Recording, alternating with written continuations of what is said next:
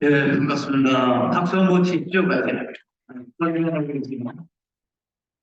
오늘도 거의 만석으로 꽉 찼습니다. 네. 자, 먼저, 이어령 회장님 인사 말씀 듣겠습니다. 이제 봄이 왔으니까 어디 가시지 말고 공부하러 오셔야죠. 예.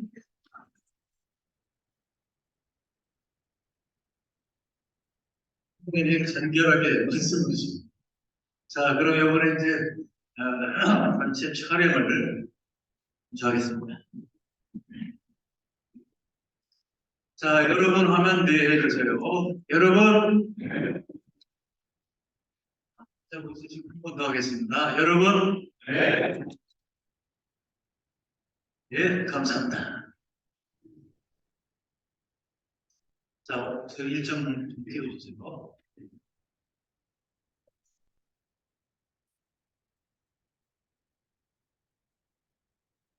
자, 강연 일정 다시 한번 보시죠. 자, 오늘은 송동훈 대표님 모시고 지금 왜 대항해 시대를 알아야 하는가 준비가 되어 있고요. 4월 달에 미국의 대중국 그립전략과 한국의 대응 전략이 시작합니다. 5월 달에 시초의 질문 기술 선진국의 조건 이정도 교수님, 6월 달에 주가 순자산 비율과 재무제표 이성 교수님, 8월, 7월이 어떤 날인가? 7월 여름휴가, 8월이 글로벌 중추국가 한국의 AD 전략 박진 장관, 지난번에 벌써 순서가 한번 바뀌었죠.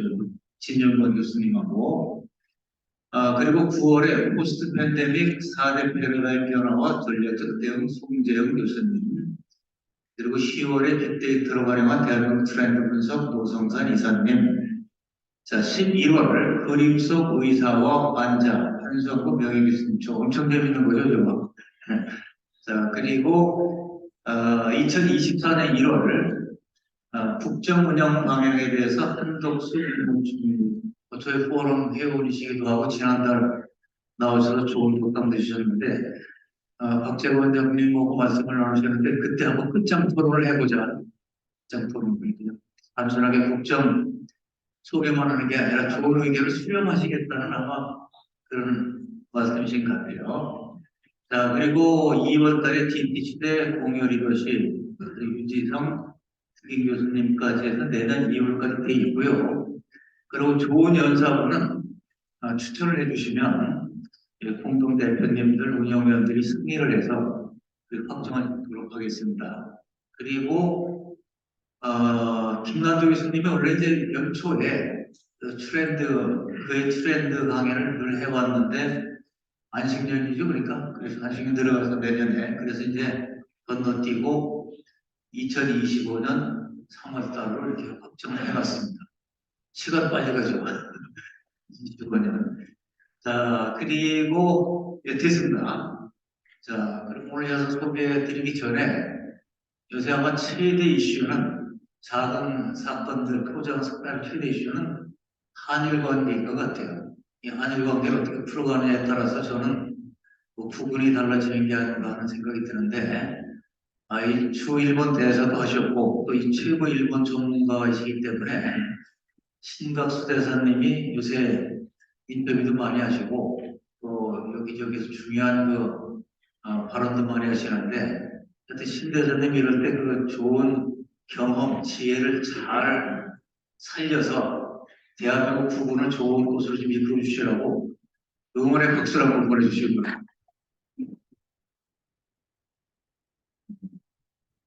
감사합니다. 자, 오늘 연사 소개하겠습니다. 지금 왜 대항해 시대를 알아야 하는가? 코스모스 타임즈 송동원 대표님.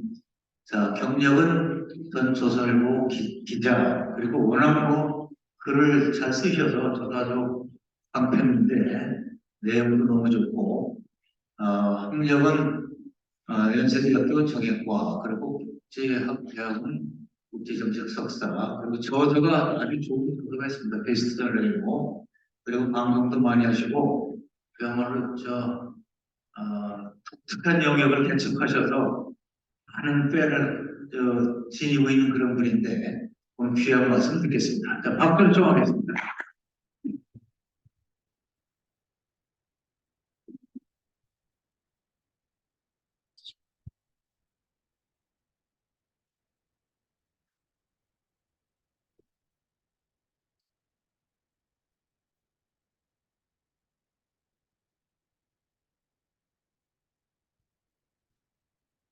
네, 안녕하세요. 송동훈입니다.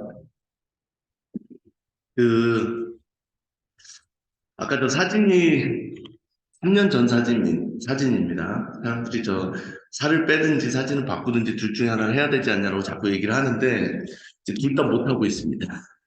어쨌든 이제 저는 조선일보에 한 13년 있었고요. 그래서 이제 2009년 하반기에 나와서 이제 지금 하고 있는 일을 하고 있습니다. 지금 하고 있는 일은 이제 결국 이제 역사로 밥 벌어먹고 살기. 그래서 이제 역사를 전공한 적은 없지만 워낙에 이제 어느 순간부터 역사를 너무 좋아해서 역사와 관련된 많은 것들을 해왔고 또 지금도 하고 있습니다. 그러다가 이제 제가 사실은 원래 갖고 있는 명함이 있습니다. 그 명함은 제 회사 이름이 새겨져 있고요. 그 회사 이름은 주식회사 송동훈입니다. 그래서 저는 그냥 저와 관련된 모든 일이 우리 회사가 하는 일이다. 그러니까 어떻게 보면 작은 그냥 지식기업 산업이라고 보시면 될 것 같습니다.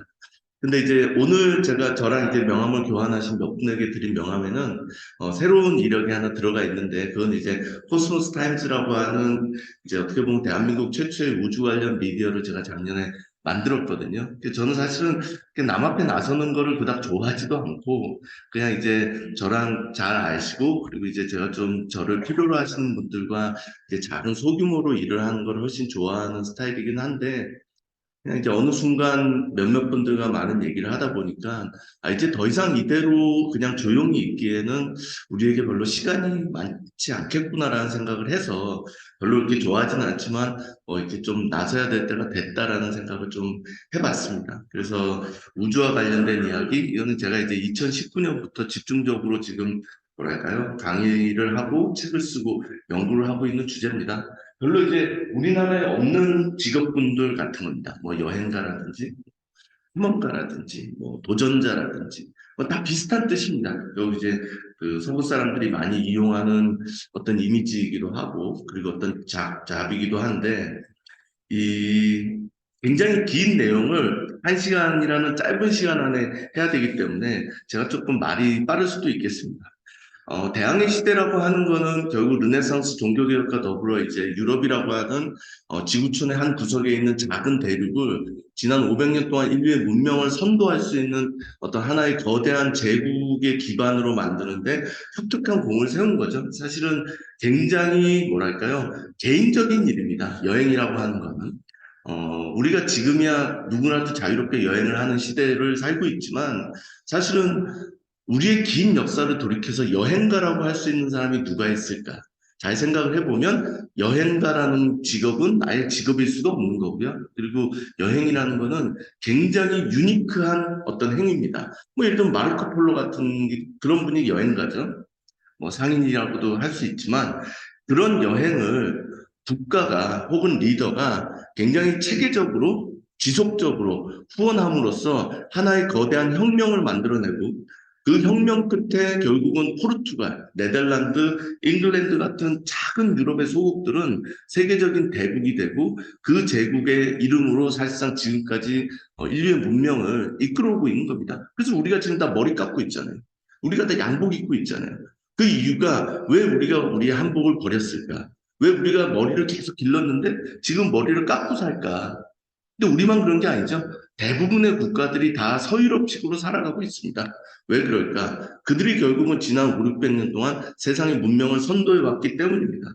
저는 이제 그 시대를, 이건 그냥 제가 재미삼아 네이밍을 한 겁니다. 저도 기자 출신이다 보니까 약간 제목 따는데 조금 흥미가 있어서 발견의 시대, 욕망의 시대고 꿈의 시대고 결국은 그거를 이뤘을 때 그들은 개발하기 시작했고 그 개발은 결국은 식민지 지배라고 하는 비극적인 상황 속으로 끝났습니다. 제가 이제 역사 강의를 하면서 항상 드리는 말씀은 역사는 좋고 싫고의 문제가 아닙니다. 내가 좋아하는 방향으로 역사가 흘러가지도 않고 내가 싫어하는 일은 일어나지 않는다. 이런 건 없습니다. 그리고 역사는 옳고 그름의 문제도 아닙니다. 옳은 일은 반드시 일어나고 틀린 일은 일어나지 않는다? 그렇게 얘기할 수 없죠. 그리고 유불리의 문제도 아닙니다. 나한테 유리한 일만 일어난다? 나한테 불리한 일만 일어난다? 그것도 아닙니다. 역사는 그냥 그렇게 흘러갑니다. 역사를 만들어내기 위해서 최선을 다하는 누군가에 의해서 흘러가는 거지 우리 뜻대로 우리가 원하는 방향으로 절대로 이루어지지 않는다.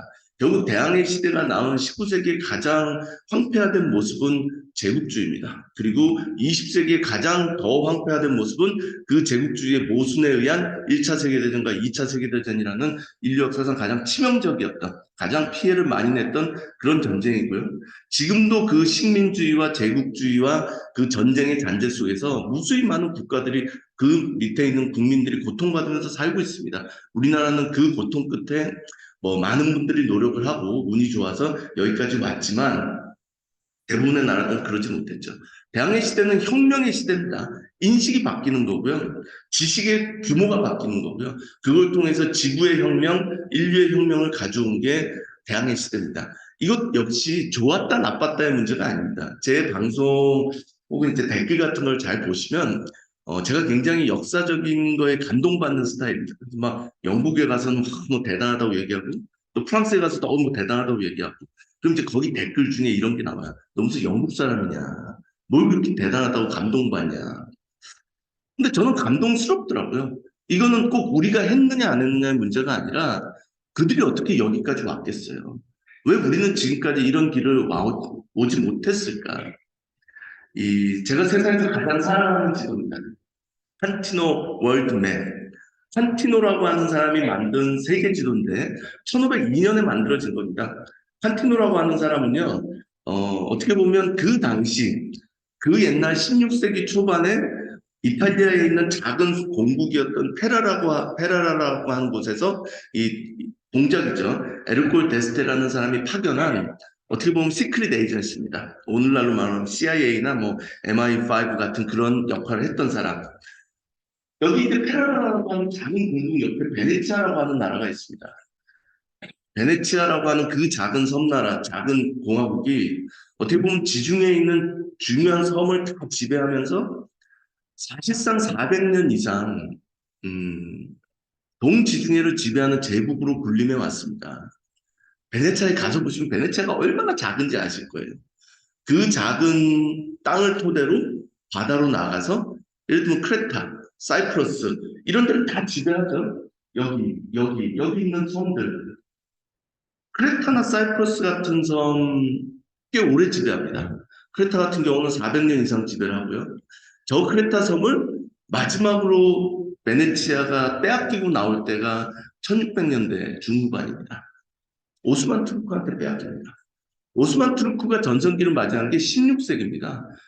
전성기를 맞이한 오스만 투르크를 대상으로 해서 거의 200년 이상 투쟁을 하는 게 베네치아입니다. 정말로 치열하게 투쟁해서 저 동지중해를 지켜왔지만 결국 이제 시대의 흐름과 더불어서 몰락하게 되는 거죠. 그렇지만 이때는 베네치아가 나름대로 전성기를 구가할 때입니다. 페라라의 공작이 보기에 세상이 큰일이 난 겁니다. 아니, 페라라 같이 보잘것없는 나라가 보기에 베네치아는 너무나 강력하고 거대한 국가인데 그 베네치아가 지금 난리가 났다는 거예요. 베네치아의 경제 구조가 흔들리고 있다는 거예요. 왜? 포르투갈이 인도로 가는 길을 발견했다는 겁니다. 스페인이 새로운 인도를 발견했다는 거예요. 도대체 이게 무슨 일이냐? 그래서 칸티노는 사람 이름입니다. 칸티노를 불러서 야 도대체 지금 세상에 무슨 일이 벌어지고 있는 거야? 지금 베네치아가 난리가 났대. 베네치아가 흔들리면 베네치아가 변하면 우리도 변하고 우리도 흔들리는 거 아니야? 너 지금 당장 포르투갈 스페인에 가서 무슨 일이 일어나고 있는지 그들이 세상을 향해서 뭘 하고 있는지를 좀 조사해봐. 그래서 칸티노가 돈을 싸들고 가서 스페인과 포르투갈의 지식인들, 뱃사람들 이런 사람들을 다 포섭해서 지도로 하나 그려온 겁니다. 세상이 지금 이렇게 생겼답니다. 그래서 포르투갈과 스페인은 이렇게 나가고 있답니다. 이 지도의 중요성은 역사적 중요성은 1502년이라고 하는 시점에서 유럽인들이 갖고 있는 세상에 대한 지리 정보가 다 들어가 있는 겁니다. 보시면 유럽 똑같습니다. 오늘날하고 뭐 그럴 수 있죠. 아프리카 서반부 오늘날하고 똑같습니다. 동반부 거의 똑같죠. 근데 여기 이제 소말리아 들어가면서 사우디아라비아 반도 가면서부터 무너지기 시작합니다. 조금 이상하죠. 그럼에도 불구하고 홍해는 홍해인가 봐요. 홍해가 딱 굵다는 게 나와 있죠. 그렇게 해서 가면 이제 인도가 삼각형이라는 것도 나오고, 이게 말레이 반도, 여기 뭐 우리가 알고 있는 스리랑카도 있고 심지어 여기 몰디브도 다 그려져 있습니다. 가다가 이제 말레이 반도를 넘어가면 여기가 빈자리입니다. 무슨 얘기냐? 아직 저기까지는 유럽인들이 진출하지 않았다라는 것을 보여주고 있는 겁니다. 카리브해 오늘날과 똑같습니다. 쿠바, 자마이카 다 있죠. 여기가 플로리다입니다. 그리고 이제 이렇게 남미를 따라서 내려가죠. 그래서 이제 남미는 아직까지 개척이 제대로 되지 않았다. 그러나 남미의 앵무새가 크게 살고 있다 정도는 알고 있는 겁니다. 이 지도는 뭘 의미하고 있는 걸까요? 이 지도는 굉장히 중요한 두 가지 사실을 우리한테 알려주고 있습니다. 첫째는 객관합니다. 유럽이라고 하는 대륙이 자기들이 얼마나 작은지를 스스로 인지하고 있다는 겁니다. 반면에 아메리카가 얼마나 클지 우리 잘 모르겠어. 아프리카는 정말 크다. 아시아의 끝에 뭐가 있는지 우리가 모르겠다. 그런데 대부분의 모든 국가와 민족과 문화는 자기중심적입니다. 우리가 세상의 최고고 우리가 세상의 최고여야 하고 그러니까 우리나라가 만든 지도를 보면 뭐 혼일 강리도니 뭐 이런 지도를 보면 세상에서 제일 큰 나라가 어디죠? 우리는 다행히 중국이라는 나라의 존재를 알고 있습니다. 중국이 세상에서 제일 큽니다. 우리는 옆에서 압도적으로 우리가 두 번째로 큽니다. 중국은 어땠겠어요? 중국이나 인도나 오스만이나 이런 제국에서 만든 지도들은 대부분 세상의 중심에 자기가 있습니다. 세상의 중심에 자기가 있으면 세상에 나머지는 보잘것없는 겁니다. 굳이 그 보잘것없는 사람들하고 경쟁할 필요도 없고 비교할 필요도 없고 그 경쟁에서 이기려고 노력할 필요도 없다. 근데 유럽인들은 여기서 보시면 본인들이 무지무지하게 작은 대륙에 있다는 걸 알고 있는 겁니다. 두 번째는 무지에 대한 인정입니다. 대부분의 옛날 지도를 보면요. 지도가 꽉 차 있습니다. 우리가 모르는 어떤 영역에는 상상이 다 들어가 있어요. 뭐 불구덩이가 있기도 하고 괴물이 살기도 하고 뭐 무슨 산이 있기도 하고 전혀 모르지만 이렇게 비오던 채로 내버려두지 않아요. 근데 여기 아무것도 없잖아요. 다 바람과 관련된 것만 있고 여기는 다 빈터입니다. 왜 빈터일까? 저기 우리가 뭐가 있는지 모른다는 걸 유럽 사람들은 인정하고 있는 겁니다. 근데 문제는 이 지도를 딱 보면 사실은 지도를 제작하는 사람들이나 항해 뭐 이런 거와 관련된 사람들은 헉 한다는 거예요. 저야 뭐 그런 전문자가 아니니까 이걸 봤을 때 헉하진 않았지만 잘 보시면 인도가 삼각형으로 생겼잖아요. 1502년까지 유럽인들이 몇 번이나 인도를 갔다 왔을까요? 이거는 배를 타고 가면서 만들어야 되는 지도입니다. 이 세계 지도는 배를 타고 가서 여기에 추를 떨어뜨리고 하늘하고 이렇게 보면서 계산을 해서 이 정도 거리와 이 정도 각도와 이렇게 되면 요거는 이렇게 가다 보면 이게 삼각형이구나 라는 걸 알게 되는 겁니다. 이 지도에는 그 당시 유럽인이 갖고 있는 항해술, 조선술, 측량술, 지도 제작술이라고 하는 당대 최신 학문의 모든 지식, 최첨단 기법이 이 안에 다 들어가 있는 겁니다. 1498년에 바스코 다가마가 배를 타고 처음으로 인도로 갔습니다. 1500년에 지브랄리 배를 타고 카브랄이 배를 타고 두 번째 갔다 왔습니다. 이 지도는 한 번 아니면 두 번 갔을 때까지의 지리적 정보가 담겨 있는 겁니다. 유럽인은 이제 한 번 갔다 오면 몰디브도 다 발견하는 거예요. 스리랑카도 여기 있고 이게 삼각형이라는 것도 알고 말레이반도 자바섬도 다 잡아내는 겁니다. 그러면 카리브해는 몇 번이나 갔죠? 카리브해에 유럽인이 배를 타고 처음으로 간 건 콜럼부스가 1492년에 간 겁니다. 이때까지 콜럼부스가 한 두세 번 갔을 겁니다.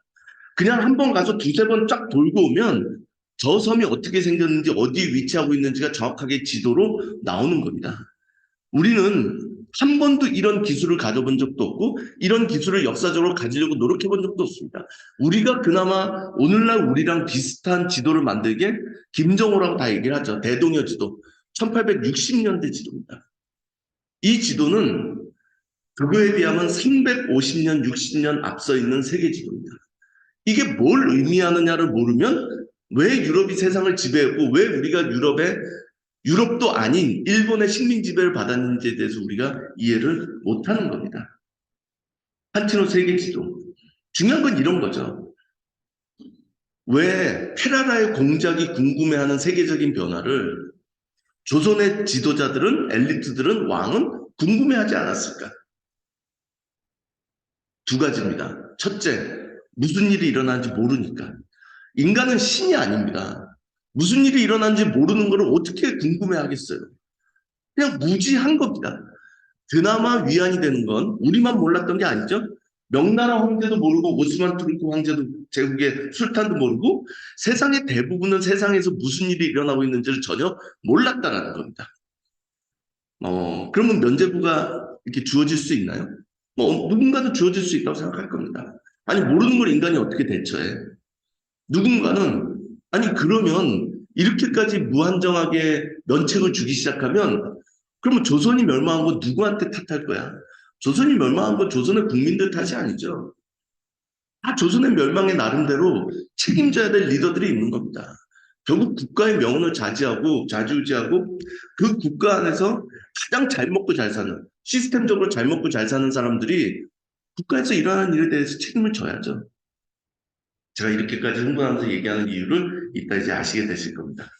어쨌든 포르투갈이라고 하는 작은 나라가 이 대항해 시대를 처음으로 시작했습니다. 1415년에 이 대항해 시대를 향한 기나긴 여정이 시작됐고요. 제국이라고 하는 것을 어떤 의미로 우리가 받아들일까라고 했을 때 사전적 의미로 역외의 영토를 가지고 있고 그 영토를 지배하는 게 제국이다라고 보면 포르투갈이라고 하는 8만 평방킬로미터의 밖에 불과 안 되는 저 작은 나라는 1415년에 처음으로 제국이 됩니다.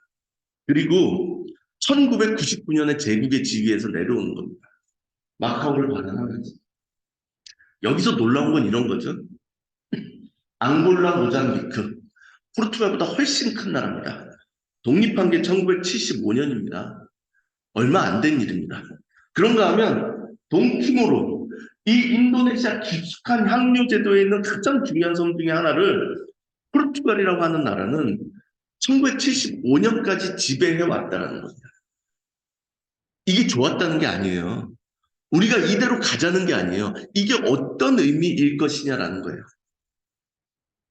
거의 400년 가까운 세월 동안, 400년이 뭐예요? 거의 600년 가까운 세월 동안 포르투갈이라는 저 작은 나라는 이렇게 바다 건너 여기에까지 나름대로 보급선을 대고 저 지역을 빼앗기지 않았고 저 지역에서 뭔가 해왔다는 겁니다. 우리나라는 여기서 한 발짝도 바다를 통해서 어딘가로 나가본 적이 없습니다. 그냥 이런저런 핑계거리는 다 있지만 그냥 우리는 이 반도 안에 갇혀 있고 우리에게 가장 거대한 꿈은 만주. 고구려가 우리 거라고 얘기를 한다면 만주. 중국은 또 우리 거라고 자기네 거라고 주장을 하고 있으니까요. 이게 어떤 의미입니까? 이런 국가를 만든다는 것은 어떤 의미입니까? 뭐 우리가 패러다임 시프트라는 얘기를 많이 하지만 패러다임 시프트를 한다는 것 자체가 정말 얼마나 어렵다라는 것을 실질적으로 이제 기업을 경영하고 뭔가 중요한 일을 해보신 분들은 아실 겁니다.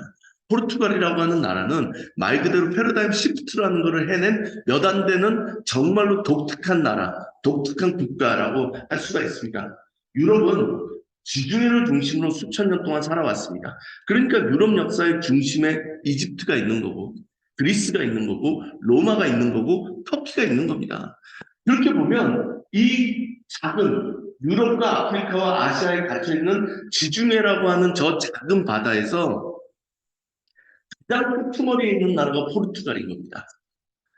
가장 변방에 있는 나라. 그러니까 지중해 패러다임으로 살아가면 언제나 변방일 수밖에 없고 뭘 해도 가장 힘들 수밖에 없는 저 나라. 저걸 대서양 패러다임으로 바꿔내는 게 포르투갈인 겁니다. 이게 절대 쉬웠을 거라고 생각하시면 안 됩니다. 정말로 어려운 과정을 거쳐서 그들은 대서양 패러다임을 만들어냈는데 1411년이 되면요. 포르투갈 바로 옆에 오늘날 스페인의 전신인 카스티아라는 나라가 있습니다. 카스티아와의 모든 전쟁을 끝내고 평화협정을 맺습니다. 포르투갈은 인정합니다. 우리가 도저히 싸워서 스페인, 카스티아랑 싸워서 이길 수는 없다. 그러니까 국가가 이제 갇힌 겁니다. 8만 평방킬로미터가 포르투갈이 가져갈 수 있는 영역의 전부인 겁니다. 그러니까 모든 사람이 그럼 이제 우리는 어디로 나가야 돼? 우리는 그냥 이 안에 갇혀서 스페인의 속국처럼 살아갈 것이냐? 아니면 돌파구를 마련할 것이냐? 근데 국경선을 잘 보시면 포르투갈은 절반이 바다랑 닿아 있습니다. 절반이 바다랑 닿아 있어요. 다 멍하게 바다를 바라보고 있는 거예요. 저 바다 너머에 뭔가 기회가 있는 거 아니야? 대부분의 사람들 다 그렇게 생각합니다. 바다 너머에 기회가 있을 거야. 근데 기회가 있으면 다 나가나요? 뭔가 돈 벌 것 같으면 다 투자하나요? 그거 아니죠? 다 검토를 하죠. 우리가 바다로 나가야 될 필요는 충분하다. 근데 문제는 지도자가 굉장히 중요한 겁니다. 지도자가. 우리나라가 여기까지 오는데 이승만의 역할이 없었다?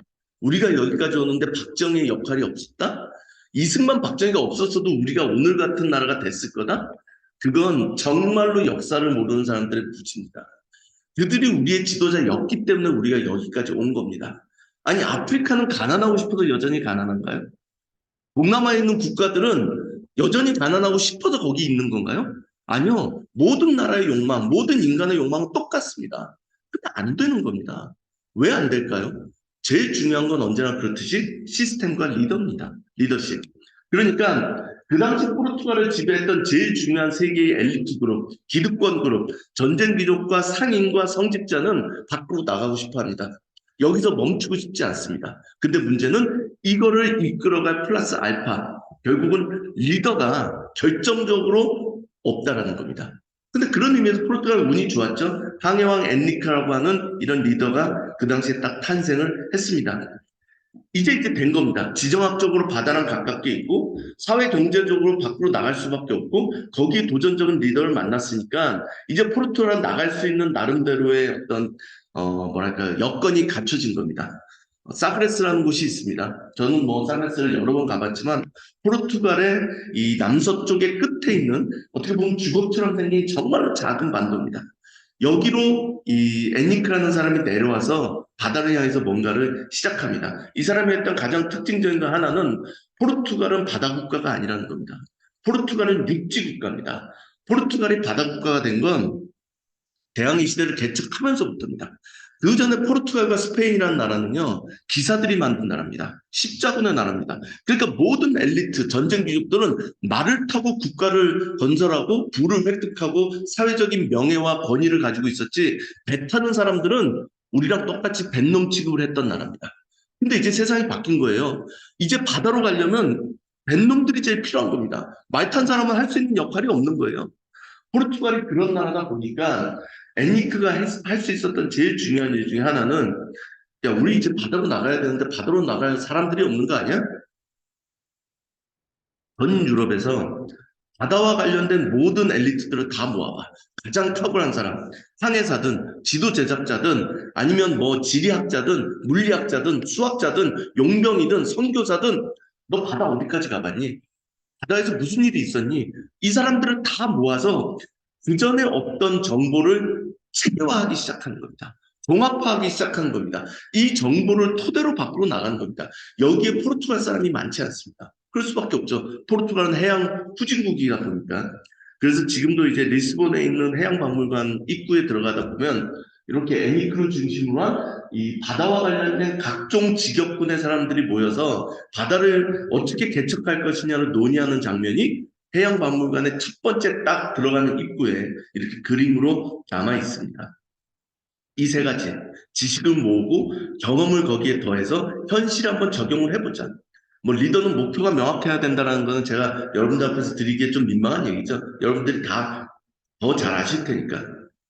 보자도로곳이라는 곳을 넘어간다가 이 사그레스에 모인 두뇌 집단의 첫 번째 프로젝트입니다. 보자도로곳 들어본 적 있으신가요? 제 강의를 들어보신 분만 아마 대한민국에서 보자도로곳을 알지 않을까, 혹은 정말 배 타고 저기서 뭔가를 해보신 분만 알지 않을까. 여기 있습니다. 보자도로. 오늘날 이제 모로코 밑에 서사하라라는 곳에 있는 곳이 바로 저 보자도로곳입니다. 보자도로곳은 포르투갈인들에게 어떤 의미일까? 자, 그리스에 사는 사람한테 물어보거나 터키에 사는 사람한테 물어봅니다. 세상의 끝이 어디야?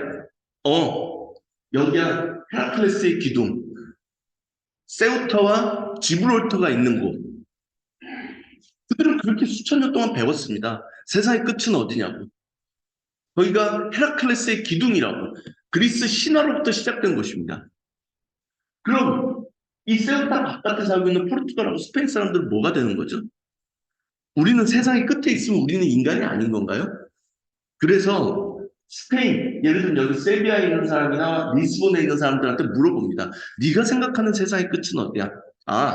그건 보자도로 곳이지. 왜 거기가 끝이야? 보자도로 곳을 넘어서 살아 돌아온 사람이 아무도 없거든. 그래서 우리는 몇백 년 전부터 누구도 보자도로 곳 이 나무로는 항해를 하지 않았거든. 일리 있죠? 하나님이 있다고 확실하게 믿고 있는 그 사회의 분위기상, 그 사회의 지식 체계 속에서 이 보자도로 곳을 넘어간다는 것은 신이 허락하지 않은 영역인 겁니다. 왜? 수백 년 동안 가서 아무도 살아 돌아오지 않았기 때문에. 그러니까 이건 세상의 끝일 수밖에 없는 겁니다. 그런데 애니크는 그런 생각을 하는 거예요. 아니, 우리가 세우타를 정복하고 나서 가만히 보니까 이 사하라 사막이 굉장히 넓다고 그러던데, 사하라 사막 밑에도 사람들이 많이 산다고 그러던데, 그 사람들이 아프리카의 중심으로부터 뭐 그쪽으로 뭘 갖고 온다는데 생각보다 그 길이가 길지 않아? 아니, 그러면 이슬람 사람들한테 혹은 종교도 없는 사람한테 허락한 이 깊은 땅속과 붙어있는 바다를 우리를 사랑하는 하나님이 우리한테 허락하지 않았다는 게 좀 논리적으로 말이 안 되지 않냐? 내가 보기엔 하나님이 허락하지 않은 게 아니라 우리가 하나님의 기대에 못 미친 걸 수도 있어. 뭔가 우리가 모르는 비밀이 있는 거 아니야? 그 비밀을 한번 찾아보자. 도대체 뭐가 문제인지. 그래서 400~500년 만에 처음으로 사그레스를 떠난 이 항해자들이 보자도로 그 주변에 도대체 무슨 일이 있는지를 알아내려고 연구하기 시작하는 겁니다. 그리고 이런 거, 제가 그런 얘기를 합니다. 항해왕이라고 하기도 하고 내비게이터라고 불리는 이 애니크는 기록에 의하면 배멀미가 부딪히면서 거의 배를 탄 기록이 없습니다. 한 2번 타고 자기는 배를 탄 적이 없는데 우리나라에서 별명은 항해왕이죠. 그래서 꼭 바다를 개척한 사람이 바다를 잘 탈 필요는 없는 겁니다. 그에게는 비전과 이 비전을 현실화시킬 수 있는 추진력만 있으면 된다라는 게 항상 제 생각인데, 이 사람이 이제 부하들을 계속 시켜서 남쪽으로 왔다 갔다 합니다. 그리고 1334년에 드디어 질 이아네스라는 역사적인 항해가가 보자도로 곳을 건너갔다가 살아서 돌아옵니다. 여러분이 만약에 포르투갈이나 스페인에 가셔서 대항해 시대와 관련된 기념물이나 주화나 뭐 이런 걸 사보시면 대부분 다 아는 사람입니다. 콜럼버스, 바스코다가마, 마젤란, 아니면 애니크. 근데 거기에 이름을 잘 모르는 사람 중에 하나가 바로 질 이아네스입니다. 그러나 콜럼버스나 마젤란만큼이나 유럽 항해사에서는 중요하게 취급되는 사람이 바로 이 질 이아네스라는 사람입니다. 왜?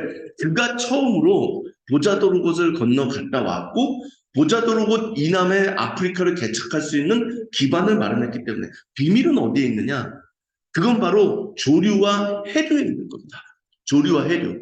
이따 이 말씀을 다시 한번 드리겠지만 보자도르곳을 건너가면 그 다음부터 해류가 바뀝니다. 근데 지중해는 갇힌 바다죠. 지중해는 사람이 노를 저으면 갈 수 있는 공간입니다. 그러니까 대부분 중세의 배들은 노를 저어서 갈 수 있게 만들어진 거예요. 근데 보자도르곳을 건너가는 순간 해류가 급격하게 바뀌기 때문에 인간의 힘으로 아무리 노를 저어도 이 불사를 거꾸로 해가지고 다시 살아 돌아올 수가 없는 겁니다. 대서양 끝쪽으로 밀려가서 결국 거기서 다 죽게 되는 겁니다. 그게 비밀이었던 거예요. 이제 해류라는 걸 알았기 때문에 포르투갈 사람들은 돛을 달아야 된다는 사실을 알게 된 겁니다. 돛, 삼각돛을 3개를 달아서, 저거는 관광용이라 돛이 2개인데 원래 정통 카라벨은 삼각돛이 3개가 달립니다. 삼각돛을 달고 그렇게 해서 바람의 힘을 이용해서 아프리카 남쪽으로 항해를 하기 시작한 겁니다. 그리고 새롭게 진화한 캐럭이라고 하는 배. 캐럭은 요걸로 바람을 조종하고 이걸로 맞바람을 받아서 큰 바다를 건너는 겁니다. 그러니까 대서양을 건넜을 때 콜럼버스가 탄 것도 저런 배고요. 마젤란이 인도로 갈 때 탄 배도 저런 배고요. 바스코 다가마가 마젤란이나 드레이크가 세계 일주를 할 때 탄 배도 저런 배입니다. 그런데 중요한 건 이런 겁니다. 얘기가 약간 다른 쪽으로 새는 이야기지만 인간의 문명은 피땀으로 이루어지는 겁니다. 그냥 놀고 먹으면서 문명을 만들고 선진국을 만든다? 그렇지 않습니다. 제가 이제 여러분들한테 드릴 말씀은 아닌 게, 왜냐하면 이제 여러분들은 그 피땀을 흘려서 뭔가를 이루신 분들이니까. 제가 젊은 분들한테 강의를 할 때 하는 얘기 중에 하나는, 당신이 지금 뭔가를 누리고 있다면 그건 당신의 부모나 할아버지가 피땀을 흘렸기 때문에 당신이 지금 그걸 누리고 있는 거다. 그래서 지금 당신이 그 피땀을 흘리지 못하면 당신의 아들, 손자는 그걸 절대로 누릴 수 없을 거다. 세상의 이치는 그런 거다. 런던에 가면 서덕이라고 하는 지역이 있습니다. 그 셰익스피어의 극장이 있는 글로브 시어터가 있는, 글로브 시어터 바로 옆에 드레이크라는 사람이 타고 갔던 골든하운드라고 하는 배가 있습니다.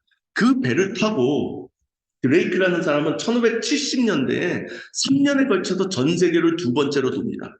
그리고 마젤란과 달리 살아서 돌아옵니다. 근데 그 배가 딱 이렇게 생긴 배입니다. 이런. 얼마일 것 같으세요? 모든 캐럭은 30m를 넘지 않습니다. 그리고 모든 캐럭의 폭은 18m 이내입니다. 그러면 지금 이 공간에 캐럭이 한 3척 정도 들어갈 겁니다.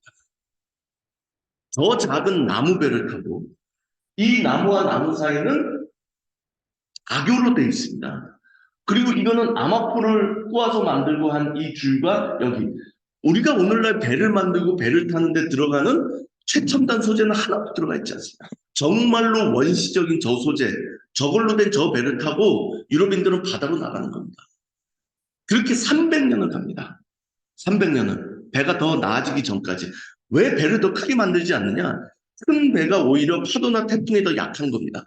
왜냐하면 항해술이 그렇게 발달하지 못하고 균형을 잡는데 저게 훨씬 더 안전적이기 때문에. 문제는 굉장히 훌륭한 교수님이 항해일지를 다 조사를 했어요. 포르투갈, 네덜란드, 스페인 등등등등 본인이 구할 수 있는 모든 항해일지를 구해서, 정말 훌륭한 교수님이시죠. 통계를 내봤습니다. 통계를 내봤더니 1700년대 중반에 캡틴 제임스 쿡이라는 사람이 어떤 비밀을 밝혀내기 전까지 장거리 항해를 하면 무조건 50%가 죽습니다. 통계적으로 50%가 죽은 거예요. 지금 여기에 있는 우리 모두가 저 캐럭을 타고 배를 타고 떠나잖아요. 통계적으로 여기서 절반은 반드시 죽습니다. 운이 좋으면 80%가 살아 돌아옵니다. 운이 나쁘면 다 죽습니다. 어떻게 생각하세요, 여러분? 여러분이면 내 옆 사람 반드시 죽을 수 있어. 그럼에도 불구하고 나는 간다. 가시겠어요? 안 갑니다. 중요한 건 유럽이라는 사회는 이 중국의 항해를 350년 동안 끊임없이 해왔다는 겁니다. 우리는 그런 사회를 만들어 본 적이 있을까? 우리는 국민들한테 목숨 걸고 가서 저렇게 해보라고 얘기할 수 있을까? 저 사람들은 왜 했을까? 그러면 그 비밀은 어디에 있냐? 사실은 1600년대가 지나가면 특이한 경우에 이 해류를 만나거나 아니면 폭풍을 만나지 않으면 배가 가라앉는 경우는 거의 없다는 겁니다. 대부분의 사람이 죽는 이유는 괴혈병으로 죽습니다. 우리도 다 괴혈병을 배웠죠? 비타민 C가 부족하면요, 잇몸에서 피가 나는 겁니다. 정말요? 정말 비타민 C가 부족하면 잇몸에서 피가 나나요? 아니요. 90일, 100일 동안 비타민을 섭취 못하면요, 이빨이 다 빠집니다. 기록에 의하면 그렇게 돼 있답니다. 근데 요즘 그런 일이 없죠? 왜? 비타민 C를 보충하면 된다는 걸 우리가 다 알고 있기 때문에. 그래서 장거리 항해를 떠난 사람들이 90일이 넘어가기 시작하면 다 이가 빠지고 인간이 갖고 있는 모든 구멍에서 피가 난대요. 눈구멍, 콧구멍 이렇게. 그래서 자기가 흘리는 피에 젖어서 죽는 게 괴혈병입니다. 그거를 350년 동안 한 겁니다. 괴혈병이 신선한 야채와 과일과 연관이 있다는 걸 처음으로 밝혀낸 게 캡틴 제임스 쿡입니다. 캡틴 제임스 쿡이 영국 해군성의 명령을 받아서 남태평양으로 갈 때 그 중에 하나가 괴혈병의 원인을 조사하라는 거였어요. 그래서 캡틴 제임스 쿡이 뭘 했느냐? 장거리 항해를 하지 않습니다. 단거리 항해를 합니다. 모든 항구에 들립니다. 그러면서 뭔가를 해봐요. 아, 이게 혹시 생리에 문제가 있는 거 아닐까? 남자들이 너무 배 위에 남자들끼리 있다 보니까 이런 일이 벌어지는 거 아닐까? 음식에 문제가 있는 거 아닐까? 그 조사 끝에 결국은 영국이 내린 결론은 아 이거는 신선한 야채와 가리를 보충하면 절대적으로 괴혈병을 줄일 수 있다. 그게 비타민 C라는 거는 훨씬 뒤에 밝혀진 일이고요. 제가 이 배를 볼 때마다 느끼는 약간 뭐랄까 유럽에 대한 지금 유럽이 두렵다는 게 아니라 그 당시 유럽 사람들에 대한 두려움은 350년 동안 그들이 그 죽음의 항해를 했다는 겁니다. 그리고 지금도 골든 하인도에 가보면 그 초등학교 영국의 꼬맹이들이 매일같이 거기 와서 뭔가 견학을 하고 있습니다. 우리 선조들이 어떻게 바다로 나갔는지를 그들에게 영국은 가르치고 있는 겁니다. 포르투갈 해양 개척사는 굉장히 지리합니다. 모두가 애니크 같지 않죠? 애니크의 가장 큰 특징은 서와리가 좋다는 겁니다. 그는 왕의 막내 아들이었는데 그 아버지하고도 사이가 좋고 형하고도 사이가 좋고 조카하고도 사이가 좋으니까 애니크가 리더십을 쥐고 있는 동안에는 나름대로 운영이 잘 돼요. 근데 애니크가 죽고 나서 그 다음 사람들이 리더십을 잡고 난 다음에는 계속 국내 정치적인 이유 때문에 이게 멈칫멈칫합니다. 다 리더십의 이슈입니다. 근데 결국은 요때 이제 1488년이 되면 희망봉까지 가고요. 그 다음에 이제 그 주왕 2세라는 사람을 건너면서부터 시작해서는 이게 더 급속도가 가속도가 붙어서 1498년에는 그들이 처음 시작했을 때 원했던 인도로 가는 길을 발견하게 됩니다. 미카엘 1세라는 사람이 바스코 다 가마가 인도로 가는 첫 번째 항해를 축복하는 그런 그림입니다. 바스코 다 가마가 이렇게 갑니다. 쭉 해서 이렇게. 이 지도를 보면서 뭔가 느끼시는 게 있으실까요? 저 지도는 충격적인 항해 지도입니다. 왜냐하면, 자, 바르톨메 디아스라는 사람이 희망봉을 내려갈 때 아프리카를 따라 내려갑니다. 사람에게 있어서 바다는 무지와 공포의 영역인 겁니다.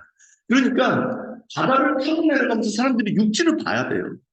아, 최소한 내가 저 5km, 6km 정도는 헤엄쳐서 갈 수 있어. 나는 확신이 들어야 사람들이 안심하고 저 배를 타고 가는 거예요. 육지가 전혀 안 보이면요. 지중해 같이 어디에 뭐가 있다는 걸 모르는 상태에서 여기 뭐가 있는지 전혀 모르는 상태에서 이 망망대해를 간다는 거는 인간에게는 사실 가혹한 일인 겁니다. 그러니까 뱃사람들이 저길 가지 않아요. 해를 타고 날아가면서 생각을 하는 거죠. 자, 우리는 내가 침몰해도 저 육지까지 갈 수 있을 거야. 그렇게 여기까지 간 겁니다. 그런데 정확하게 10년 뒤에 바스코 다가마가 출항했을 때 여기까지 왔는데 이렇게 따라 내려가지 않죠? 먼 바다로 나갑니다. 목적지는 어디다? 희망봉. 희망봉의 좌표를 알고 있는 겁니다. 희망봉이 어디 있다는 걸 알기 때문에 멀리 떠난 겁니다. 왜 그랬을까? 그건 아까 제가 말씀드렸죠? 여기 우리가 오늘날 다 알고 있는 해류가 돌고 있습니다. 아프리카 해류가 남대서양 해류와 북대서양 해류가 있는데 남대서양 해류가 이렇게 됩니다. 이렇게. 그런데 아프리카를 내려가는 속도가 그렇게 오래 걸렸던 이유는 모든 배가 해류랑 맞서 싸워서 역류에 맞서서 계속 내려가야 되기 때문에 속도가 느린 겁니다. 해류를 타고 돌면 해류와 바람을 같이 이용하면 속도가 훨씬 빨라지는 겁니다. 해류가 어떻게 생겼는지를 이미 알고 있는 겁니다. 포르투갈 사람들. 그리고 그들의 측량술과 조선술이 이 망망대해에서 어디를 좌표를 찍고 있다는 걸 알고 있는 거예요. 희망봉 딱 위에 도착합니다. 정확하게 자기들이 목표했던 곳 가까이에. 더 중요한 건 세 척의 배가 떠났는데 이 세 척의 배에 타고 있던 수백 명의 선원들은 이 정보를 사실상 공유하고 있는 겁니다. 우리 지금 길을 잃고 있는 거 아니야. 우리 망망대해에 있지만 정확하게 우리가 원하는 곳으로 가고 있어. 그게 어떤 의미일까? 그 다음에 카브랄이 가죠. 두 번째 항해입니다. 이번에는 더 빨리 더 멀리 갑니다. 왜 한 번 갔다 왔기 때문에 노하우가 쌓인 거죠? 근데 이때 깜짝 놀랍니다. 뭐지? 여기는 아무것도 없었어야 되는데 여기 왜 갑자기 땅이 나오는 거지? 그게 지금도 브라질이라는 나라가 포르투갈어를 쓰고 있는 이유입니다. 그래서 사람들이 얘기합니다. 브라질은 포르투갈인들의 무모함에 대한 신의 선물이다. 그래서 이렇게 갑니다. 이제는 희망봉 위에 도착하지 않습니다. 항해술이 더 발달했기 때문에 희망봉 앞을 스치듯이 하고 인도까지 갔다 오는 겁니다. 이 사람이 1501년에 돌아왔죠? 아까 얘기했던 칸티노 월드맵은 1502년에 제작됐으니까 요 두 번째까지의 지리적 정보가 들어가 있는 겁니다. 인도가 삼각형으로 생겼다. 그 옆에 스리랑카가 있다. 그 옆에 말레이 반도가 있고 자바섬이 있고 심지어 몰디브라고 하는 섬도 있다. 라는 것. 바로 이겁니다. 이 보자도로 곳에서 사람들이 죽었던 이유도 여기 있는 거죠. 해류가 이렇게 돌기 때문에 여기를 넘어오는 순간 이 해류에 휩싸여서 여기 어디쯤에선가 유럽인들은 수백 년 동안 다 죽었던 겁니다. 이게 오늘날 세상이 다 아는 지구의 비밀입니다. 비밀이 아니죠. 지구의 정보입니다. 그러나 이건 그 당시에는 포르투갈 사람들만 알았던 비밀입니다. 100년의 비밀을 그들은 지켜냅니다. 그러면 네덜란드는, 잉글랜드는, 프랑스는, 스페인은 어떻게 세상을 개척했을까? 포르투갈의 정보를 빼내려고 노력도 했지만 다 맨 땅에 헤딩해서 자기들이 가서 자기들만의 항로를 개척하는 겁니다. 유럽은 그렇게 세상을 향해서 나갔고 그렇게 세상에 자기들의 제국을 만들어내기 시작했다는 겁니다. 알부케르크라는 사람이 있습니다. 알폰소 드 알부케르크. 여기 나와 있죠? 2대 인도 총독이다. 수염을 참 관우처럼 길렀습니다. 이 사람이 생각한 건 이런 겁니다. 우리 포르투갈이라고 하는 나라가 아시아 교역을 독점해야겠다. 독점함으로써 유럽의 모든 부를 우리가 압도적으로 많이 가져야겠다. 근데 그러려면 어떻게 해야 돼? 자, 인도양의 포르투갈의 중심 지배 지역은 고아야. 우리 고아에다가 헤드쿼터를 만들 거야. 그리고 호르무즈, 아덴, 모잠비크, 말라카 이 네 개의 항구 도시를 장악하면 우리는 인도양 교역 전체를 지배할 수 있어. 어떻게 생각하세요? 너무 뻔한 얘기죠. 아니 여기 그 동남아시아 한민제도와 중국에서 일본에서 오는 모든 교역은 지금도 싱가포르 앞을 거쳐서 말라카를 통해서 가고요. 지금도 우리나라에 있는 우리나라가 여기 아라비아로부터 수입하는 모든 석유는 호르무즈 아덴을 통해서 말라카 싱가포르를 통해서 대만 해역 앞으로 해서 우리나라로 옵니다. 호르무즈를 장악하면 바스라를 통해서 이렇게 중동을 통해서 일로 가는 콘스탄티노플로 가는 교역로를 장악할 수 있죠. 아덴을 장악하면 수에즈 문화 여기까지 와서 여기 알렉산드리아를 통해서 유럽으로 가는 교역로를 장악할 수 있습니다. 모잠비크 해력을 장악하면 아프리카와 유럽을 잇는 바닷길을 다 장악할 수 있어요. 뻔한 얘기입니다. 근데 문제는 이 사람이 이 꿈을 가졌던 게 1500년대 초반이라는 겁니다. 지금처럼 구글이 있는 시대가 아니라고요. 지금처럼 세계 지도가 있는 게 아니라고요. 이건 포르투갈 사람들이 아시아에 대한 지리적 정보를 완벽하게 파악하고 있는 겁니다. 어디를 장악하면 우리가 모든 교역을 통제할 수 있다. 조선은 조선이 망할 때까지 이 사실을 모르고 있었어요. 알 수가 없죠. 우리는 바다로 가본 적이 없으니까. 근데 이 거대 플랜은 실패합니다. 왜? 아덴을 장악하는데 실패했기 때문에. 왜 고아일까? 고아는 섬입니다. 지금의 고아는 굉장히 커졌지만 처음에 포르투갈이 저기에 깃발을 꽂을 때 고아는 섬이다. 그러니까 포르투갈 사람들이 생각하는 건 이런 거예요. 우리는 육지에 있으면 거대한 제국들과 싸워서 이길 수 없기 때문에 바다를 장악하고 섬에 있어야만 우리는 이 땅을 지킬 수가 있다. 그리고 더 중요한 건 여러분 그거 아세요? 인도는 말이 나지 않습니다. 인도는 코끼리가 나는 땅이지 말이 나지 않아요. 말은 유목민의産물입니다. 말은요, 풀을 먹고 시원한 데서 살아야 돼요. 그러니까 몽골 사람들이 여진족이 다 말 타고 다니는 겁니다. 그런데 인도도 다 말이 있죠. 인도는 말을 수입하는 나라입니다. 역사적으로 수천 년 동안 어디서? 다 아라비아 말을 후르지에서 수입합니다. 근데 고아는 남인도와 북인도의 정확하게 전략적 중간에 위치해 있습니다. 이때 인도가 다 쪼개져 있었거든요. 저 인도를 다 통일해 가는 게 무굴 제국이고요. 무굴 제국이 세워지는 게 1526년입니다. 그러니까 이 포르투갈 해양 제국은 1526년에 플랜이 다 나온 거예요. 남과 북이 찢어져 있을 때. 그러니까 알부케르크의 생각은 인도에서 군사적으로 제일 중요한 전략 물자가 뭐야? 그건 말이야. 그 말은 어디를 통해서 수입해? 프랑스를 통해서 고아로. 우리가 고아를 장악한다는 거는요. 인도로 가는 모든 전략 물자인 말을 장악하는 겁니다. 그러면 남쪽에 있는 지도자가 우리를 공격하면 우리는 남쪽 가는 말 교육을 안 하면 돼요. 북쪽에다 제공하면 돼요. 북쪽이 우리를 공격하면 남쪽에다 공격해야 돼요. 공격하면 돼요. 그러다 보니까 이제 인도에 있는 모든 지배자들은 포르투갈을 공격하지 않습니다. 왜? 말을 얻어야 되기 때문에. 그 교역권은 포르투갈이라는 나라가 장악했기 때문에. 이게 어떤 의미일 것 같으세요? 인도라고 하는 대륙의 정치, 경제, 모든 것을 다 파악하지 않으면 나올 수 없는 그랜드 플랜인 겁니다. 이걸 1500년대 초반에 알부케르크라는 사람은 해내는 겁니다. 그래서 지금도 이제 리스본에 있는 해양박물관하고 그 제라스무스라는 큰 교회 앞에는 알부케르크의 큰 기념탑이 있습니다. 그렇게 15, 16세기에 포르투갈 월드를 만들었고요. 그렇게 37개의 교역로가 있었고요. 또 훌륭한 교수님이 이거를 다 체크했어요. 어디서 어디까지는 뭘 사고 팔았다라는 거를. 그걸 통해서 포르투갈은 당대에 존재하던 모든 물건을 사고 파는 해양제국을 만들어냈습니다. 그리고 이제 그 포르투갈을 바로 옆에서 보고 있던 스페인은 과감한 벤처 투자를 통해서 콜럼부스라는 사람을 후원함으로써 아메리카를 발견하고 그 아메리카를 토대로 해서 새로운 자기들만의 제국을 만들어가는데 다시 한번 성공을 하게 됩니다. 여기서 중요한 포인트는 이런 거죠. 포르투갈이 바다로 나갔다. 바다를 개척했다. 저기 왜 저렇게 나왔을까요? 맞는 이야기입니다. 지도가 조금 이상하게 찢어졌는데 근데 더 중요한 사실은 바다는 누구를 초대한 적이 없습니다. 바다는 그냥 침묵 속에 모두에게 열려 있었습니다. 유일하게 포르투갈이 나간 겁니다. 그리고 또 하나 사실은 아이러니하게도 16세기 1500년대라고 하는 그 시간대는 중국은 중국대로 인도는 인도대로 이란은 이란대로 중동은 중동대로 그들의 역사 속에서 가장 강력한 제국이 막 태동하던 시기였다는 거예요. 명나라 때 경제가 발전하고요.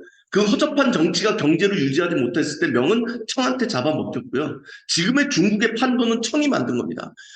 명은 지금 중국의 60%가 채 되지 않습니다. 신장, 티베트, 내몽고, 만주 이거는 다 청이 가져다 준 선물입니다. 근데 그 청은 아시잖아요. 1640년대에 만들어진 나라예요.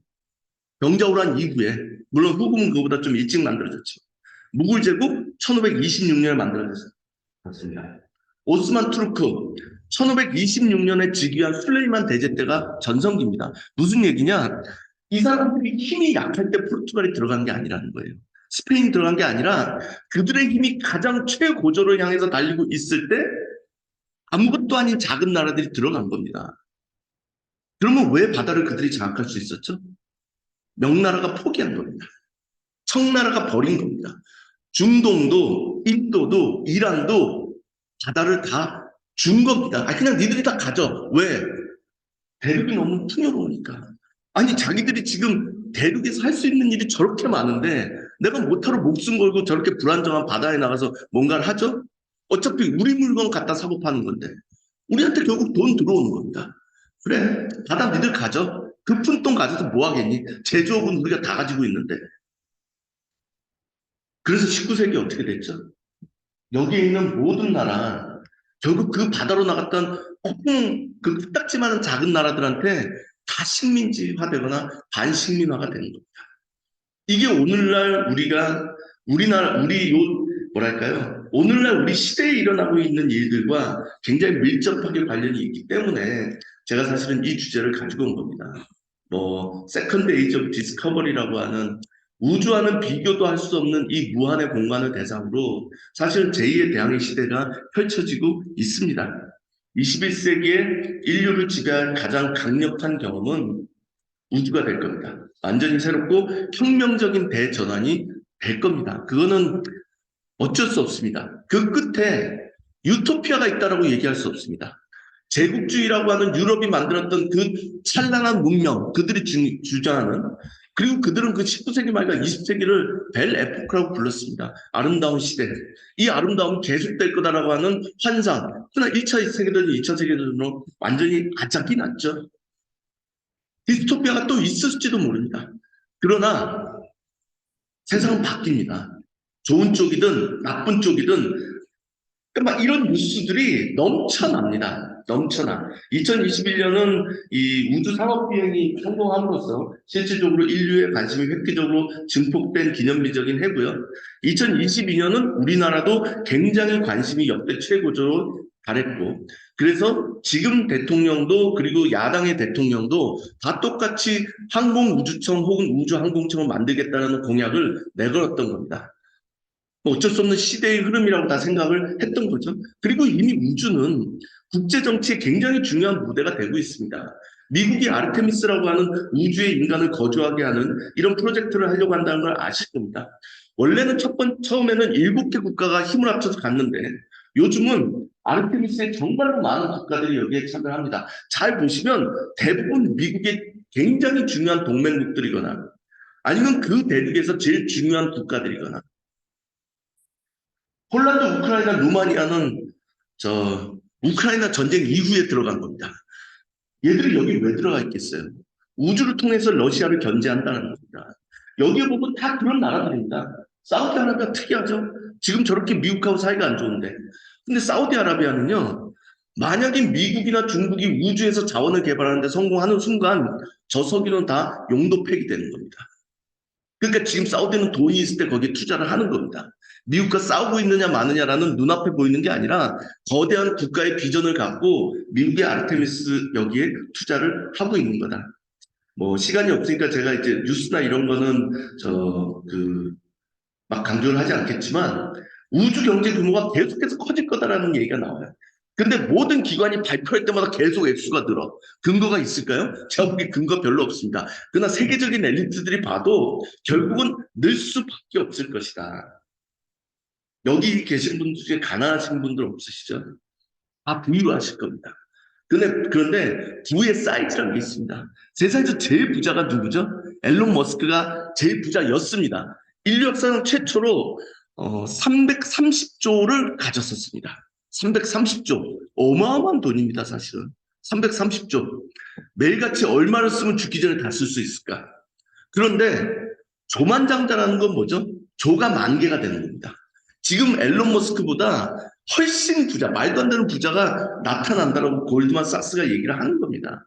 왜? 우주 자원 개발이 되면 그 사이즈가 전혀 달라질 거라는 거죠. 16푸시케라고 하는 소행성이 있습니다. 화성과 목성 사이에 소행성대가 있죠. 그 중에 지금 인류가 주목하고 있는 소행성 중에 하나인데 철과 니켈을 중심으로 한 히토류만으로 만들어져 있습니다. 지금 나사나 이런 데서 판단하기에 이 푸시케에서 철과 니켈과 히토를 가지고 오면 저 규모가 1000경 달러라는 거예요. 인류는 지금부터 수만 년 동안 철과 니켈과 주요 히토류를 지구에서 채취할 필요가 없는 겁니다. 그러니까 제프 베이조스가 계속 2016년부터 뭘 주장하고 있죠? 이제는 우주에 공장을 지어야 된다.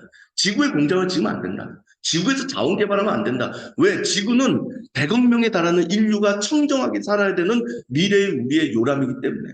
근데 100억 명을 어떻게 먹여 살리냐는 거예요. 이 지구가 몸먹여 살린다는 겁니다. 왜? 자원이 너무 황폐화되고 있기 때문에. 난개발 때문에, 기후변화 때문에 지구를 지키려면 우리가 우주 자원과 우주 공장을 활용해야 된다라는 겁니다. 그게 이제 뉴 스페이스 이코노미는 그렇게 해서 지상에 있는 모든 산업이 우주 산업화 되는 것. 이건 제 얘기가 아니라 KPMG라는 곳에서 나온 그 이야기입니다. 기업이 선두에 서 있고요. 뭐 우리한테 제일 유명한 건 이제 앨런 머스크와 제프 베이조스 같은 사람이죠. 2019년 2월 19일에 우리나라에도 몇몇 기사가 나기는 했습니다만 미국의 굉장히 유명한 천문 전문 기자가 예일 클럽이라고 하는 뉴욕에 있는 예일대 출신들만이 모이는 젠틀맨스 클럽 같은데 제프 베이조스를 초대했습니다. 제프 베이조스가 한 이야기입니다. 미래의 인류는 지구에 살지 않을 것이다. 미래의 인류는 이런 데서 살 것이다. 이런 데서. 지금 지구에 있는 모든 인류를 10,000배 이상을 더 수용할 수 있는 자원과 공간이 태양계에는 있다.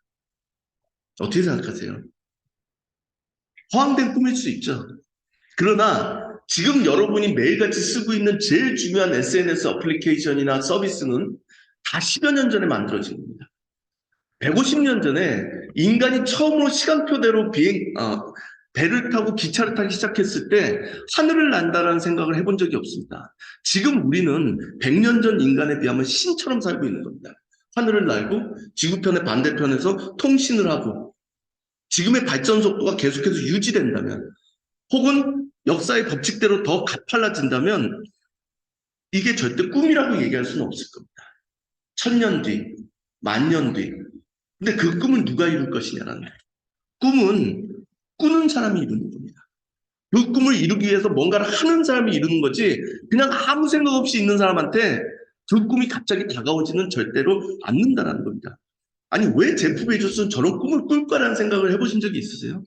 일론 머스크는 왜 저런 꿈을 꿀까? 미국의 중요한 대부호들은 다 우주 사업가입니다. 웃기는 얘기지만 얼마 전에 앨런 머스크하고 세르게이 브린이 와이프하고 이혼 소송이 걸렸죠. 월스트리트 저널이라고 하는 명문지에서 그거를 해서 이게 진짜냐 아니냐 갖고 지금도 논란이 많은데 아니 세르게이 브린 와이프하고 일론 머스크가 그렇게 만날 일이 뭐가 있죠? 그래서 사람들이 다 아니 도대체 저 둘은 왜 그렇게 만난 거야? 세르게이 브린이 앨런 머스크의 스페이스X의 제일 중요한 주주 중에 한 명입니다. 다 우주 사업에 투자하고 있어요. 우주 사업도 굉장히 나름대로 다 이렇게 분야가 굉장히 많고요. 이거는 한번 읽어보십시오. 미국이라는 나라가 2015년에 우주 자원법을 제정했습니다. 무슨 얘기냐? 유엔 협약과 국제법에 의하면 지구 바깥의 표면은, 지구 바깥의 우주는 다 인류 공동의 유산입니다. 인류 공동의 유산이라는 것은 누구의 것도 아니라는 이야기입니다. 근데 미국은 그거를 어겼습니다. 전면적으로. 원래 제국은 그런 겁니다. 이제 더 이상 유엔 협약에 의거해서 인류의 공동유산이라고 하는 말도 안 되는 소리 하지 않겠다는 겁니다. 이제 미국 법에 의거해서 앨런 머스크와 제프 베이조스는 달에서 뭔가를 개척할 수 있고 그거를 지구로 가져올 수 있고 그거를 자기 이익화할 수 있다는 겁니다. 인류의 이름으로가 아니라 미국의 이름으로. 그러려면 이제 군대가 있어야겠죠. 군대가 있으려면 정보국이 있어야겠죠. 이런 식으로 계속 하고 있는 겁니다. 중국도 마찬가지입니다. 제가 이제 이 헬륨3에 대한 거는 제가 설명을 좀 드리고 싶지만 다들 바쁘신 분들이고 시간적인 한계가 있어서 유튜브에 헬륨3 우주 딱 치면 다 나옵니다. 왜 헬륨3가 중요한지. 헬륨3가 원자력 방식으로 실질적으로 가동이 돼서 에너지를 제공하는 순간 중동 국가는 그다음부터 석유 개발 못하는 겁니다. 그거를 가지고 오는 순간 인류는 지금의 문명 수준으로 1000년 플러스 알파 에너지 걱정을 하지 않아도 됩니다. 지금 우주 에너지는 두 가지입니다. 헬륨3를 가져와서 원자력 방식으로 돌릴 것이냐 아니면 저 지구 밖에서 태양열을 받아서 그 태양열을 전기화해서 지구로 보낼 것이냐. 그것도 뉴스에 다 나와 있는 이야기들입니다. 일본은 언제나 좋게 말하면 스마트하고 나쁘게 말하면 야가 빠졌죠. 미국 옆에 붙어서 제일 돈 되는 것만 합니다. 소행성 자원개발 이런 거. 아랍에미레이트 같은 나라도 이걸 하고 있고요. 결국 우리가 2023년을 살아간다고 해서 모두가 똑같은 생각을 하면서 똑같은 시대를 살아가지 않습니다. 1900년대 조선 사람들과 1900년대 영국, 일본 사람들이 각각의 다른 생각을 했던 것과 마찬가지입니다. 듄이라고 하는 영화가 있습니다. 제가 너무 좋아하는 영화인데 한번 꼭 보십시오. 2021년에 수만 년 뒤를 상정해서 만든 소설이고 그 소설을 베이스로 해서 만든 영화인데 프랭크 허버트가 이 책을 쓴 게 1965년입니다. 1965년에 미국의 작가는 몇만 년 뒤에 우주를 꿈꾸면서 저런 소설을 씁니다. 아이작 아시모프라고 하는 천재는 1942년에 파운데이션이라고 하는 우주 SF를 씁니다. 지금 우리가 상상도 할 수 없는 여러 가지 것들이 저 안에 들어가 있고 저기 나름대로 베스트셀러였고 무지무지하게 많이 팔렸습니다. 그러면 1942년에 조선 반도, 한반도의 화두는 뭐였을까? 우리의 독립, 태평양 전쟁, 징용, 징병, 이게 우리 화두의 전부였을 겁니다. 근데 1942년에 미국에서는 전쟁과 더불어 수백만 명이 저 책을 봅니다. 우주를 향해서. 우주에 뭐가 있을까? 우주가 어떻게 될까? 똑같은 생각을 하면서 살지 않습니다. 같은 시대를 살아간다고 해도 결국 누군가 우주를 개척할 거고 누군가 미래의 주인공이 될 겁니다. 드리고 싶은 얘기가 더 많지만 시간상 줄이자면 그게 우리가 아닐 가능성은 굉장히 큽니다. 그리고 바다를 개척한 사람이 유럽이 500년 동안 인류의 문명을 선도해 왔다면 우주를 개척하는데 성공한 국가의 영향력은 500년 이상일 겁니다. 왜? 사이즈가 다르니까. 비극은 이런 겁니다. 1차 대항해 시대를 이끌어갔던 포르투갈, 네덜란드, 잉글랜드는 우리나라보다 작은 나라, 우리나라만 한 나라였습니다. 그들은 너무나 절박했기 때문에 바다로 나갈 수밖에 없어서 어쩔 수 없이 나간 거라고요. 근데 지금 우주로 나가는 국가들은 그 당시에 이런 작은 나라들이 아닙니다. 가장 강력하고 가장 부유하고 가장 앞서 있는 나라들이 나갑니다. 왜? 이미 한번 역사적 경험을 했기 때문에. 그게 무슨 의미인지 누구보다 잘 알기 때문에. 미국은 더 이상 명청이 아니고 무굴이 아니고 오스만이 아니라고요.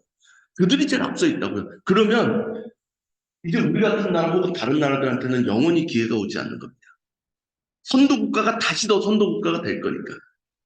그러면 우리의 후손들은 반드시 가난해지거나 불행해지거나 누구에게 굴복할 수밖에 없습니다. 제가 역사를 항상 하는 이야기는 우리가 우리의 시대의 소명을 다하는 게 굉장히 중요합니다. 우리 부모님 세대, 할아버님 세대는 시대의 소명을 다 했고요. 그래서 우리는 여기까지 온 겁니다. 우리가 이 시대의 소명을 못하면 우리 아이들은 훨씬 힘들어질 겁니다. 우리가 왜 달로 가기로 했느냐? 쉬워서가 아니라 어려워서다. 이런 자세가 정말로 중요한 자세. 우리의 리더들한테 이런 자세가 있느냐? 우리의 정치권이 과연 이걸 해줄 수 있느냐? 저는 사실 대한민국 정치에 큰 기대를 하지 않습니다. 기대를 할 이유도 없고요. 사실은 우리나라의 가장 큰 슬픔은 정치와 정부가 사실상 인류가 아닌 삼류, 사류로 떨어지고 있는 이 와중에 여전히 문화와 권력은 그들에게 있다는 겁니다. 저는 기업이 훌륭하다고 얘기하지 않습니다. 그러나 구조적으로 기업은 살아남기 위해서 투쟁해야 되는 어쩔 수 없는 그런 조직입니다. 그렇기 때문에 기업은 인류를 꿈꿀 수가 있는 거예요. 투쟁해야 되니까. 그러나 정치와 정부는 도메스틱 비즈니스입니다. 결국 내 적은 미국의 민주당이 아니에요. 내 적은 지금 이재명의 민주당이에요. 딱 그거보다 한 발만 앞서가면 되는 겁니다. 내가 왜 더 노력해야 되죠? 합리적 인간은 절대 그 이상 노력하지 않습니다. 바보만 그런 짓을 하는 겁니다. 그래서 사실은 이 거대한 우주 시대를 정부가 이끌어갈 거다, 정치권이 이끌어갈 거다라는 것은 저는 꿈이라고 생각하거든요. 그래서 사실은 세상의 변화에 가장 민감하고 살아남기 위해서 어쩔 수 없이 인류를 추구해야만 하는 기업이 사회가 전면에 나서야 된다. 플러스 울트라, 경계를 넘어서 그게 21세기 가장 중요한 화두가 될 거고 지금도 스페인 깃발에는 플러스 울트라라고 써 있습니다. 더 늦으면 안 됩니다. 그래서 저는 오늘 이 아침 강의가 너무 감사합니다. 마치겠습니다.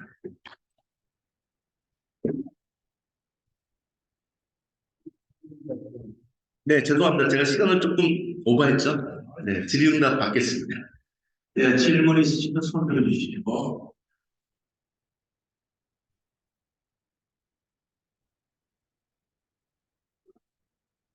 권 회장님, 소감. 질문이 아니라 소감이라고 말씀하셨으니까 편하게. 네, 이야기 잘 들었습니다. 우리가 상상도 못한 시절에 어떤 절박한 그들의 사정으로 이미 대항해 시대를 꿈꾸었던 그들이 어떻게 세상을 지배했던 사례를 우리가 이제 들을 수 있었는데, 다시 제시한 우리가 우주 시대를 위한 이미 준비하고 있는 큰 나라와 큰 나라의 대기업들, 그들을 보면서 우리는 지금 어떤 준비를 해야 될 건가 하는 그런 시사점을 잘 말씀을 해주셨는데, 정말 나라에서 어떤 준비와 어떤 자세를 가지고 미래의 대한민국을 꿈꿀 수 있을 건가 하는 그런 고민을 다 함께 해봐야 될 것 같습니다. 예, 뭐 코멘트로 그냥 받아들이고 시간 때문에 자 김정은 회장님 도전을 하시니까 마이크를 한번 드리겠습니다. 앞에 앉아 계시다는 이유 때문에 다들. 예, 김기훈입니다. 아이고, 상상을 초월하는 그런 큰 아젠다를 제시해 주셔서 저희 기업인들한테 큰 도전을 주셔서 감사드립니다. 어쨌든 그동안 앨런 머스크라든가 미국의 부자들이 우주에 행보를 하는 거 보고 그 사람들 좀 정신 나간 사람 아닌가 이런 쪽의 시각을 가지고 있었는데 오늘 송 대표님 강연을 듣고 나서는 그 양반들이 생각보다도 성갑자고 이런 가능성을 향해서 그네들이 큰 도전을 하고 있구나라는 생각을 하게 됐습니다. 좋은 인사이트를 주셔서 감사합니다. 감사합니다. 오늘 이제 워낙 그 담론이 큰 게 나오고 보니까 제가 원래 사회자를 얘기를 안 하는 게 그게 예의인데 저도 퀴즈 받고 쳤어요. 제가 공무원 장교 출신이고 공무원 정책자문위원장을 한 10년째 하고 있습니다. 네. 근데 그 미 우주군이 창설이 됐고 미 우주군하고 공군본부하고 뉴스페이스 국제 세미나를 몇 번 했는데 직접 그 우주군 참모총장은 줌으로 참여를 했고 네. 우주군 산하 사령부가 몇 개가 있는데 두 사령부가 왔었어요. 그때 제가 이제 그 사회자로부터 참여하면서 들어봤는데 그때 깜짝 놀란 게 뭐냐면 미국이 안보 동맹, 경제 동맹이 아니라 최고로 중시하는 동맹은 우주 동맹이거든요. 그걸 깨달았어요. 또 귀띔을 하더라고요. 지금 뭐냐면 우주를 지배하면 안보, 경제, 생활 모든 것을 다 지배할 수 있게 된다. 이거 지금 위성 없으면 꼼짝 못해요. 자율주행차 그거 위성 없으면 꼼짝 못하고 그리고 지금 서로 이제 상대방을 공격을 안 하잖아요. 이런 거. 그럼 교란시킬 수도 있고 파괴할 수도 있는데 그리고 아까 잠깐 말씀하신 그 기술 중에 하나가 좀 깜짝 놀랐는데 앞으로 에너지는 우주 태양광 발전소, 네. 인공위성이 기술이 나와 있더라고요. 그게 발전소인데 이거를 안테나를 통해서 송전을 받아가지고 그걸 쓰게 되면 효율성 부재 같은 기술은 다 나와 있다.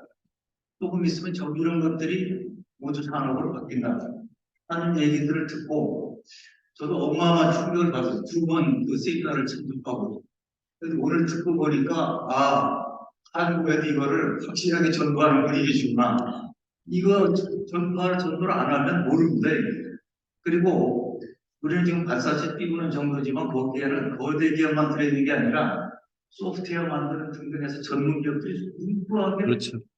돼 있어요. 그리고 이제 박성원 회장님 와 계신데 우주 관광 하나 여기서 가셔야 되는데 그래서 제가 오늘 듣는 것 중에 앞부분은 어떻게 보면 과거이기도 아니고 미래를 왜 우리가 도전해야 되는가 하는 거를 말씀하신 것 같은데 정말 대해양 시대, 이제 대우주 시대로 우리도 동참해야 되는데 혼자 하면 할 수가 없기 때문에 그렇죠. 네. 결국 이제 우주 동맹과 함께 가야 되는 게 아닌가 하는 생각을 저도 해봤습니다. 저도 아주 오늘 안면 있게 들어서 처음으로 사회자 혈기 한번 얘기를 해봤습니다.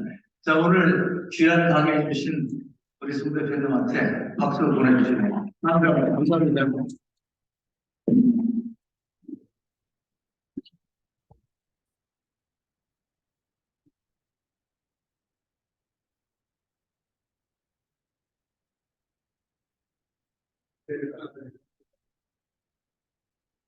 네.